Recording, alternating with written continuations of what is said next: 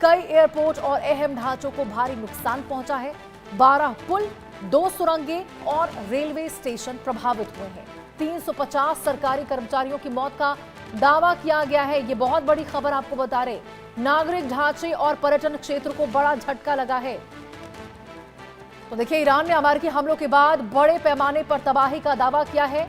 ईरानी सरकार की प्रवक्ता फातिमेह मोहजेरानी के अनुसार दक्षिण पश्चिम ईरान का बुशहर एयरपोर्ट पूरी तरह से क्षतिग्रस्त हो गया है और अब परिचालन के लायक भी नहीं बचा है। प्रत्यक्ष मिसाइल हमले में जनता की सेवा के लिए खरीदा गया एक नवीनीकृत विमान पूरी तरह से नष्ट हो चुका है, जबकि बुशहर मौसम विज्ञान केंद्र भी हमले की चपेट में आया है। वहीं देखिए, ईरान का दावा है कि ईरान शहर सेमनान और बंदर अब्बास के हवाई अड्डों के अलावा 12 पुल, 2 सुरंगें और बंदर अब्बास का मुख्य रेलवे स्टेशन भी गंभीर रूप से क्षतिग्रस्त हुए हैं। अब देखिए, सरकारी प्रवक्ता के मुताबिक ये जो संघर्ष हुआ, इसमें अब तक 350 सरकारी कर्मचारियों की जान जा चुकी है, उनकी मौत हो चुकी है। इसके साथ ही आपको बता दें, जो सड़कें हैं, मत्स्य पालन है, पर्यटन और जो अन्य नागरिक बुनियादी ढांचे हैं, उनको भी भारी आर्थिक नुकसान पहुंचने की खबर सामने आई। अब देखिए, इन दावों की स्वतंत्र पुष्टि फिलहाल नहीं हो सकी है, लेकिन दावे बहुत बड़े बड़े किए जा रहे हैं। बुशहर एयरपोर्ट पूरी तरह से देखिए बंद हो चुका है इस अटैक के बाद। अमेरिकी हमलों से ईरान में भारी तबाही मची है और इन तबाही में 350 लोगों की मौत हो चुकी है। नागरिक ढांचों को नुकसान पहुंचा है, पर्यटन क्षेत्र को नुकसान पहुंचा है और ये बेहद खौफनाक खबर है। ये बेहद खौफनाक तस्वीरें भी आपको दिखा रहे हैं स्क्रीन के ऊपर।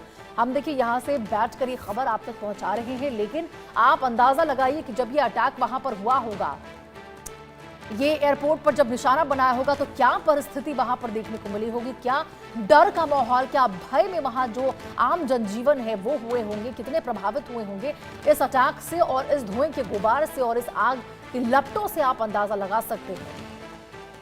इन तस्वीरों को आप फुल स्क्रीन पर आपको दिखा रहे हैं। बुशहर एयरपोर्ट पूरी तरह से ठप हो चुका है।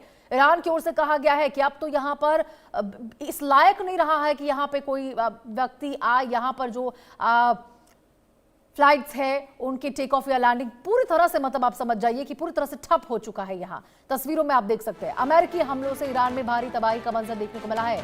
बुशहर एयरपोर्ट पूरी तरह से ठप हो चुका है। कई एयरपोर्ट और अहम ढांचे को भारी नुकसान यहां पर पहुंचा है।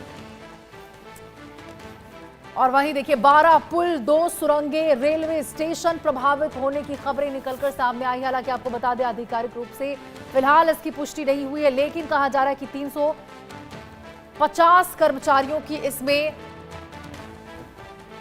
मौत हुई है। तो ये बहुत बड़ी खबर आपको इस वक्त की बता रहे।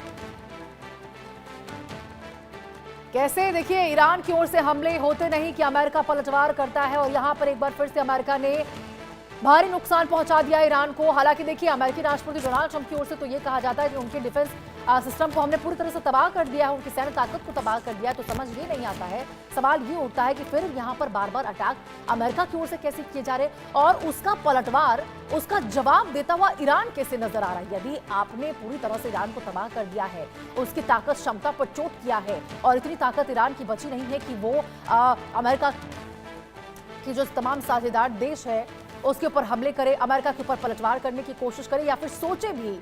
यदि ऐसा नहीं है, यदि ऐसा है कि तबाह हो चुका है ईरान, तो सवाल उठते हैं देखिए डोनाल्ड ट्रंप के उन तमाम बड़े बड़े दावों पर जो वो करते हैं, डेली बेसिस पर करते हैं। सुबह भी कहते हैं, शाम भी कहते हैं, हर दिन में उनके 10 स्टेटमेंट आते हैं और 10 स्टेटमेंट में उनकी एक बात जो आपने कॉमन नोटिस की होगी कि उन्होंने ईरान को तबाह कर दिया है, उन्होंने ईरान की पूरी जो क्षमता है, सैन्य क्षमता, उसको तबाह कर दिया है और वहां पर कार्रवाई करने लायक कुछ बचा ही नहीं है। उसके बाद ऐसी तस्वीरें देखिए, बुशहर एयरपोर्ट कैसे पूरी तरह से ठप हो चुका है और अब रिहायशी इलाकों को भी अमेरिका देखिए निशाना बना रहा है।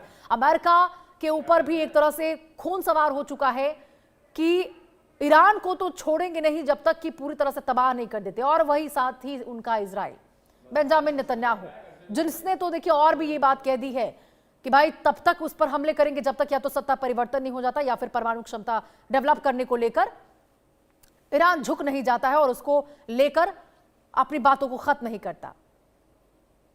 अब देखिए, सवाल